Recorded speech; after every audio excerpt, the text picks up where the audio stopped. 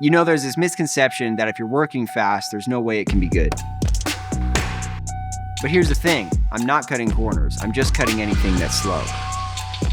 What actually pisses me off is hearing, that's just the way it's always been.